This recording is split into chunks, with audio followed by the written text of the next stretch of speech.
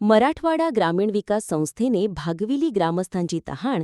घनसावंगी तालुक्यातील चापडगाव येथील ग्रामपंचायतच्या जुन्या विहिरीला पाणी कमी असल्यामुळे गावाची तहान भागवणे ग्रामपंचायतला कठीण झाले होते. त्यामुळे गावात पाण्यासाठी नेहमी ओरड असायची.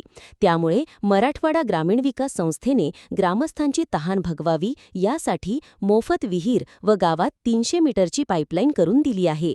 तसेच नाला खोलीकरणाचे देखील 600 मीटरचे काम पूर्ण केले आहे.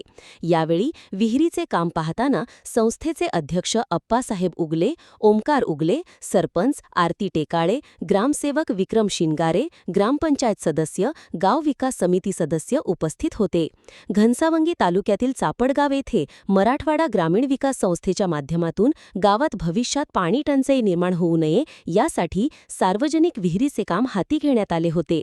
त्याचप्रकारे गावांत नळ योजनेसाठी 300 मीटरची पाईपलाईन देखील करण्यात आली आहे.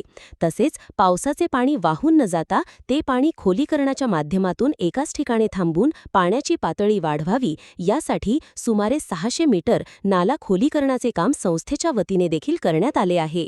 गावातील जलमित्र तसेच सर्व गावकरी मंडळींसह महिला मंडळींनी वेळोवेळी या संस्थेला मोलाचे सहकार्य केले.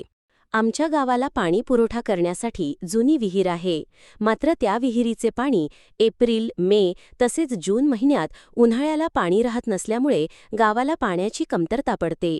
मात्र ही माहिती मराठवाडा ग्रामीण विकास संस्थांना कळल्याने त्यांनी आमच्या गावासाठी विहिरीचे काम करून दिल्याने आता पाणी पुरवठा सुरळीत होईल. आरती टेकाळे, सरपंच चापडगाव, TV1 न्यूज महाराष्ट्र, बाळासाहेब ढेरे, घनसावंगी.